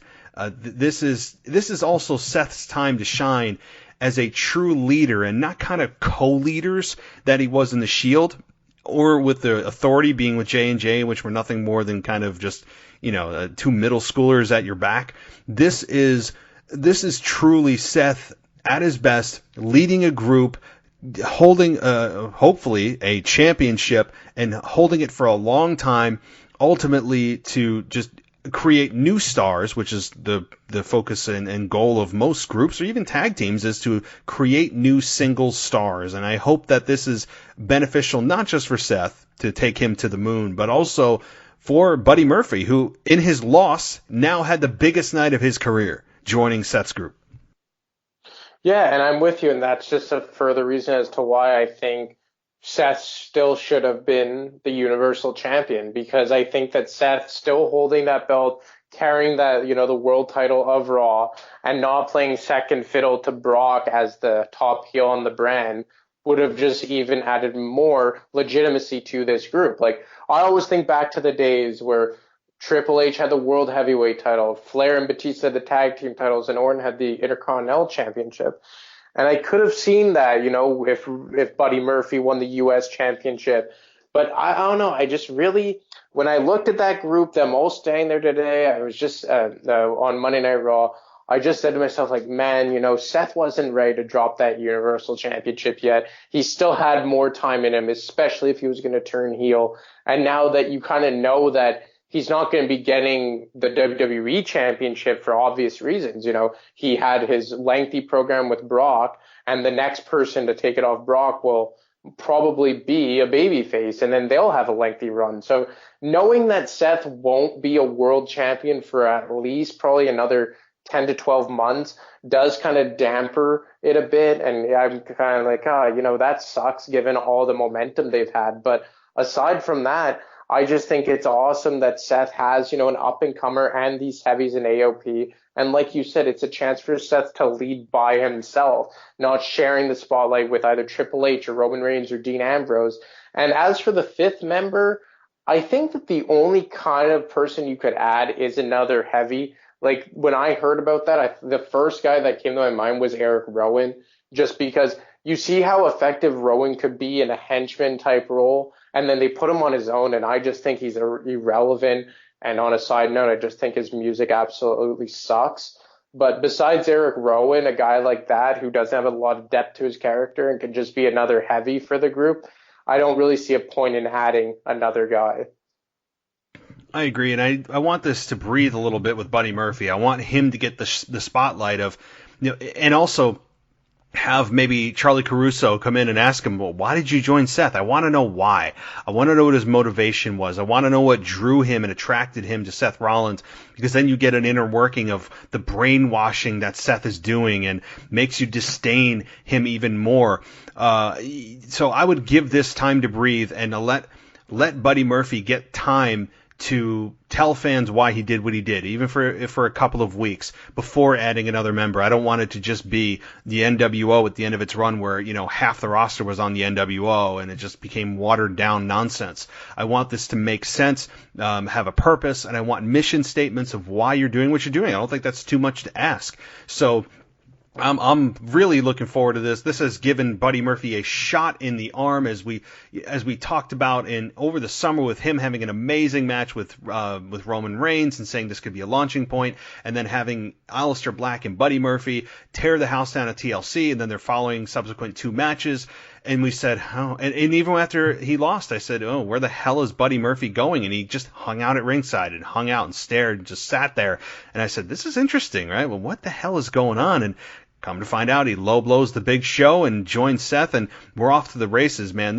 There's so much potential, and the best thing happening on Monday Night Raw is Seth and the AOP, and now Buddy Murphy. So this is something I look forward to. This is just great writing, great execution by all parties involved so far. I have nothing negative to say about Seth and this group and the progression of this story. So, and as far as Seth holding a belt, yeah, if you look at the traditional structure of how this could play out, because as you said, with Brock dropping into a babyface, which is, who knows at this point at WrestleMania? Say it's Kevin Owens, right? Then you have to have that championship stick for a good 3 to 4 months minimum with a WrestleMania win, which means Seth is looking at 6 months minimum to get the belt. But WWE has funky writing. WWE has funky ways of getting the championship to who they want, whether it's via their overused triple threat rules or some other kind of nonsensical shenanigans. There are ways to get the belt to who they want, and I don't think they'll wait too long post-WrestleMania, maybe a month or 2 months,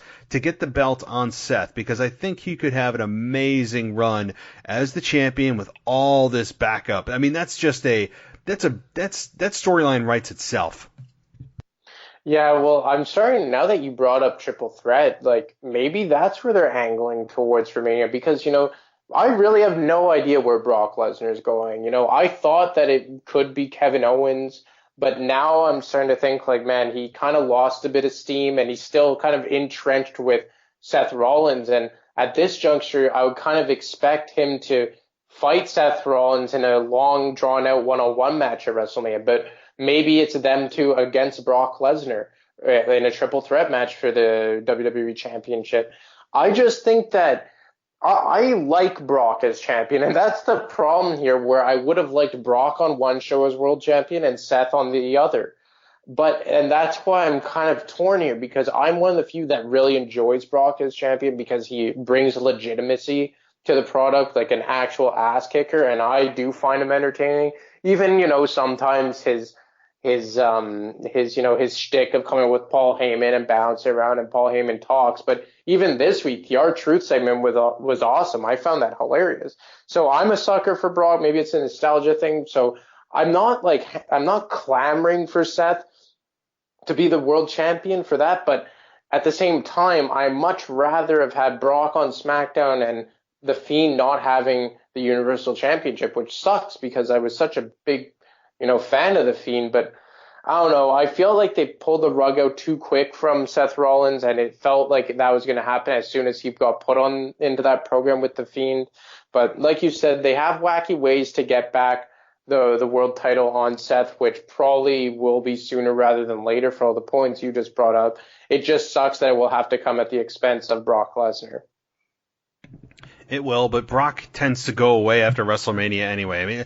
That kind of seems to be Brock's schedule. He's got the dream schedule of being paid millions and working part-time, but he's earned it. And I love Brock as champion too. I don't know why. I do know why. I understand why people don't like Brock as champion, because it's the same old tired argument. Oh, he's a champion, but he's never here. He's the absentee champion. Oh, I'm tired of seeing him with the belt. Who else would you want to be in a main event in terms of star value, legitimate credentials, presence, than Brock Lesnar. You can't make an argument for anyone else. No one even comes close. And especially if you're trying to establish that next person as a legitimate guy and could hold and carry the belt and carry the ball, so to speak, down the field for the next 6 months, what better person to have them beat than Brock Lesnar? That stamps them as a legitimate champion rather than just kind of a fluke or whatever. That's the best guy to have the belt to make the next guy is Brock Lesnar. So I have no problem with him being champion. I have no problem with him not being there every week. That's the way wrestling used to be. When you didn't have the champion there every week, that's fine with me. I don't need them there every week. And I'm glad that they haven't totally overdone the Fiend that I knew that they were tempted to do, because when WWE finds something that works, they go, ooh, do it more and more and more, and the fans love it, so let's give it to him. And then the fans go, oh, well, we've seen this. He was on SmackDown last week. Okay. Like it starts to lose its value. So I'm fine with Brock not being there every week. But one last thing I wanted to touch on with you is the whole women's division. We haven't even talked about that.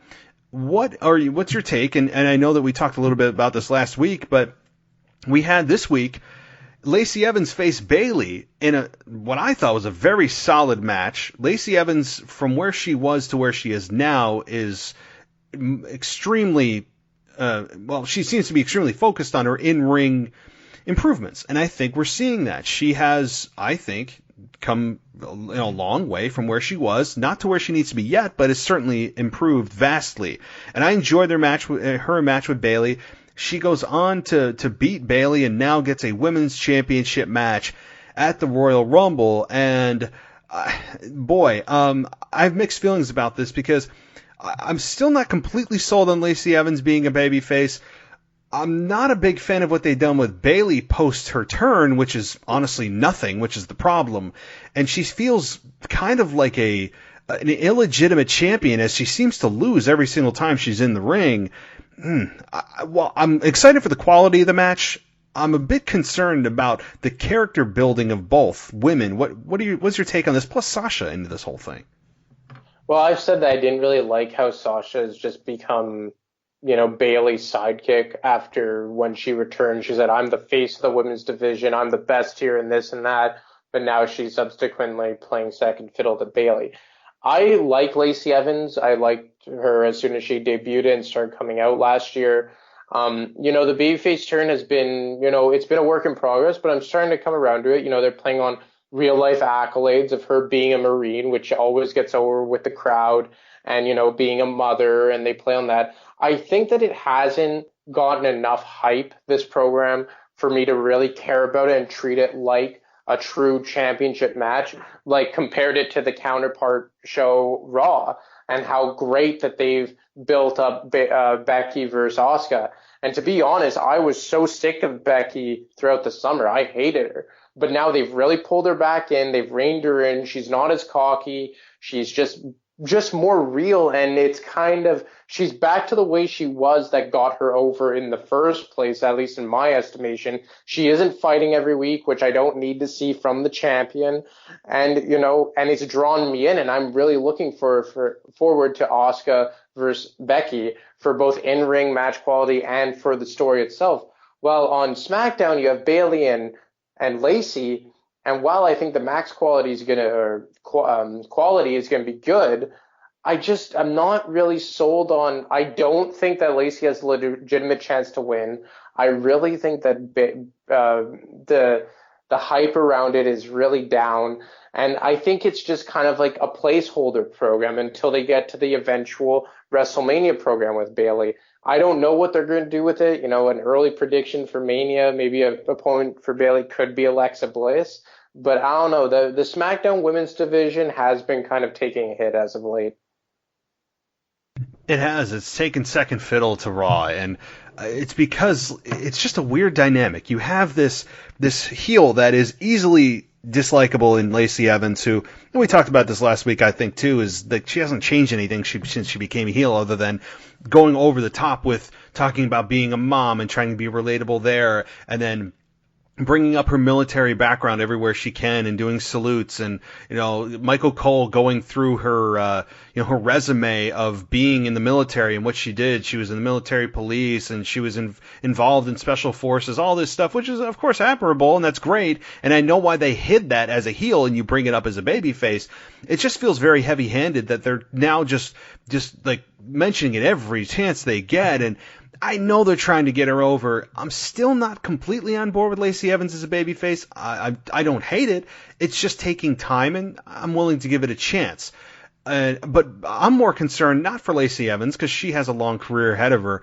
I'm more concerned about what they've done with Bayley and Sasha post-turns. I've said this, and I continue to say it, because what they've done is nothing. They've done nothing with their turns other than just turn them and hope the turn itself continues to just perpetuate and self-propel, and it's not, because they're not doing anything.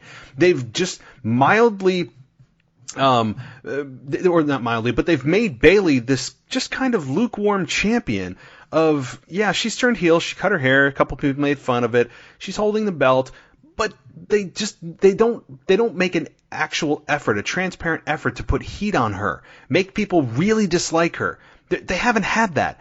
I don't know why, because as a heel, you want to be disliked, not just for changing your haircut and your music. Give us something on a weekly basis to dislike you by, and they haven't done that. Other than, maybe she'll occasionally mention Lacey Evans' daughter. Okay, well, that's a little bit of a tired formula. Give us something in ring that we don't like. Cut a nasty promo. Get ferocious. But they don't do anything. That's my whole problem, is the follow-up to this Lacey Evans and Sasha Banks heel turn has, honestly, layman's terms, been piss poor, and that's my problem. Well, and I think it's mostly because they haven't given her a legitimate opponent that the fans care about. Like, since they did this brand split, her main opponents for the most part have been Lacey Evans, who was a heel that was kind of thrusted into a babyface role, and Dana Brooke. No one gives a shit about Dana Brooke in any, big capacity. Sorry, I didn't mean to swear there. But, like, nobody really cares about Dana Brooke. No one, cared about Lacey Evans in a babyface role. Now they're slowly starting to come around, but all the top most liked babyface women are on Raw. You have Becky Lynch there, you have Charlotte there, even Natalya, who, she's maybe a bit stale, but at least she carries a pedigree and is the veteran and is always a formidable opponent. I think it's more to do with the lack of legit competitors on SmackDown for Bayley and Sasha to go against than it is them, because I liked their heel turns separately, but I thought it was a mistake pairing them together, putting them on the same show for this very reason, because now if you look at maybe the grand scheme of things heading towards WrestleMania, what do you do with these two? The most logical option would be to have them face each other at WrestleMania, because they haven't ever done that. But what, you're going to turn one of them babyface again after turning heel less than 6 months before? They've kind of booked themselves into the corner here. I mean, after Lacey Evans, I don't even know who they're going to pit Bayley up against. I can't see Lacey Evans actually winning the title at Royal Rumble. And that's why, maybe Alexa Bliss, but, even beyond those two, who is a babyface woman on SmackDown that could go up against Bayley? And that's why I think the crowd just hasn't really felt heat towards Bayley, because they haven't put her up against a fan favorite. They haven't, and maybe it's a returning Naomi who could come out and face Bayley, but this whole thing, yeah, Alexa Bliss to me would be the candidate at this point. She should be the next in line. But I honestly don't know. I don't know who Bayley could compete against, and I don't want it to be Sasha, as you just alluded to. It shouldn't be. We don't need another Sasha Bayley program. Please, for the love of God. But when we have this level of uncertainty, in the past, what happens is, and you look at booking in WWE in the last year, 2 years, honestly, in the last 5 years, when you have this much uncertainty and there's no clear-cut next opponent, what does WWE do? They lean on the booking crutch of multi-person matches. That's what I think is going to happen. at WrestleMania for the women's championship. And last year you could say, oh, they did the triple threat for the women in the main event. Well, that's because they forced Charlotte in so that they could say that she was in the first main event ever for the women. Just because they felt Charlotte was that level of a talent, they just stuck her in there, even though it was really Ronda and Becky's program. And this year, you could do the same thing for the SmackDown, but for a different reason, because there's no clear-cut front runner for the championship. So I could see a multi-women match, triple threat, fatal four-way elimination, whatever. But to me, and I'll just close on that, is I think that could be what's happening is when there's no clear cut, you go to a triple threat because that's just what WWE does. Well, and to be fair though, even though it's their own mistake, but to be fair, what else can they do? If Ronda Rousey returns, she's going to Raw. And then she's going to fight Becky in a rematch, or quote unquote rematch, because like you said, Charlotte was in that match. But, Charlotte's on Raw, Asuka's on Raw. There's no real big level name female wrestler for Bayley to go up against. Alexa Bliss is the only one, but even her, I don't know why they pulled the plug on her as a main event female wrestler. Maybe her injuries have, limited her ability to fight in singles competition. But I'm looking up and down the SmackDown women's roster and maybe Mandy Rose, but she's still entrenched in that Otis angle, and I don't think they could skyrocket her up the ranks that fast.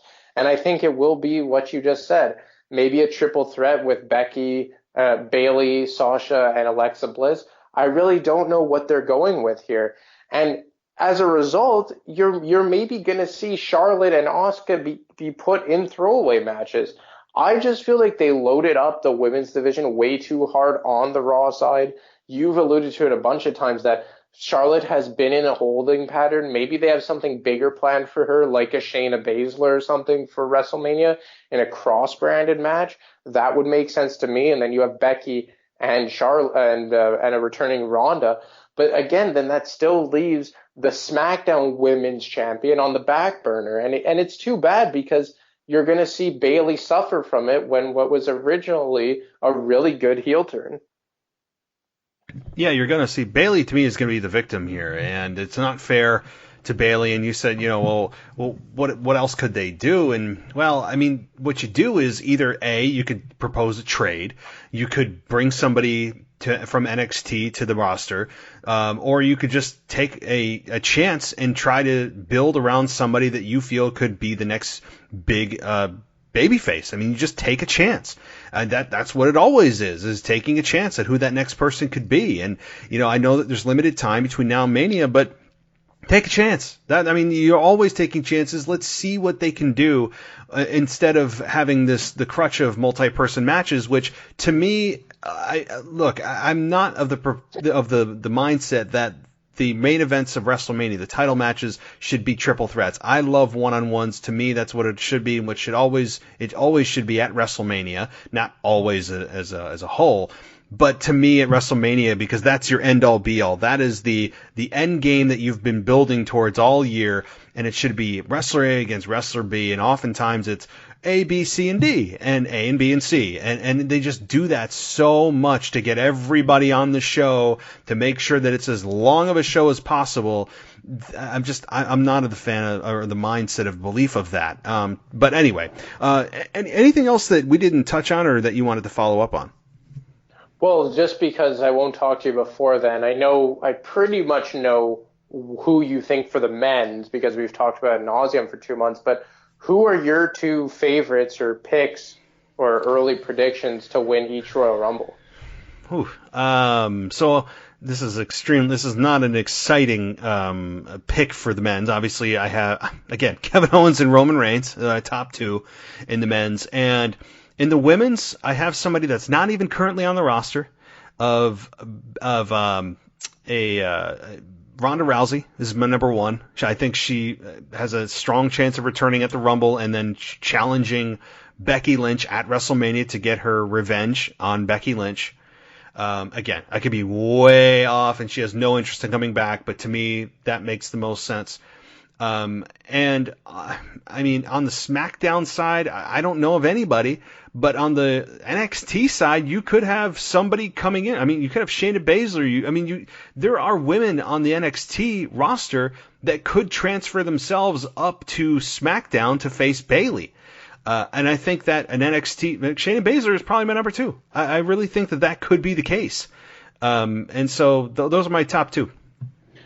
Yeah, I'm with you. For me, I think it's a foregone conclusion that it's going to be Roman. But if I have to pick another favorite, I'm going to go with Drew. I don't know. It's probably me more of a fanboy, but I think that just how they've been booked recently, I could see that Drew maybe being a dark horse, or I think he's at minimum going to be a big impact in the Rumble. And on the women's side, like, a part of me wants to say Charlotte because she hasn't won it yet, and we know what the WWE higher-ups think of her, but I don't think that she could really challenge Becky again. Hope to God not. So for that reason, I don't have her. I think the favorite is Ronda Rousey, like you, and Shayna Baszler would be my second pick as well. But one dark horse that I don't actually see them pulling the trigger on, but who maybe could entice them to at least make some noise and shine in the Rumble, is Mandy Rose. Yes, I could see that absolutely being the case. I think that Vince has had his eye, literally and figuratively, on Mandy Rose for quite some time. And yeah, I think she can win the Rumble? No, but she can make an impact. She could maybe be one of the final 4. Mandy Rose is somebody that you need to keep your eye on, and I'm sure to the most straight males listening to me is not going to be a problem. But literally, we should keep an eye on her because she has been somebody that's slowly rising on the SmackDown prominence, and somebody that I think will sneak her way into the title picture, maybe even as like kind of the 4th wheel in a multi-women match if the SmackDown Women's Championship is defended at the next few pay-per-views before Mania. I don't expect her to win the SmackDown Women's Championship, but I think she'd be a great heel champion. There's certainly some possibility, there's some potential there, but I don't think she's ready yet. I don't need to see it. I don't need it rushed. But I think in 2020, sometime in 2020, we will see a Mandy Rose championship run, and I'm all for it. I think that could be a cool deal. So listen, Anthony, great talking with you, and I know that we are scheduled tentatively to do a massive all hands on deck co-hosted show for the post Royal Rumble show, which is either going to be taking place on Monday or Tuesday following. So, man, I'm really looking forward to that. But before, let everyone know how they can get in touch with you if they want to. You can get in touch with me at ADemarco25 on Twitter, and I just hope you like hockey if you plan on following me. Absolutely, and looking forward to a week from tomorrow or a week from Tuesday, being able to get all troops on board and be able to discuss what is going to be, I have that feeling, an extremely noteworthy, probably slightly rant-filled, but also praiseworthy show of the Royal Rumble. That just is the WWE product in 2020. So I'm looking forward to it, and we will be talking very, very soon, I'm sure. Yep, Matt, talk then and enjoy the Rumble. All right, yeah, you too. Take care. Hey guys, so retirement may or may not be something that you're really thinking about, but even if you are years and years away, I mean, I'm 20 years away from retirement, but it's something that we should all be thinking about. There's a company that has retirement plans that you can invest in precious metals like gold, silver, and cryptocurrency. There's also a big opportunity to grow retirement and grow income for either your personal or a business. And anyone who signs up at this website receives a free investment kit and gift. So what is this website? It's brightmoneyinvestments.com. That's brightmoneyinvestments.com. You can diversify and grow with metals and cryptos, and you can even talk to someone there to get a better idea of what you should be investing in. So head on over to brightmoneyinvestments.com.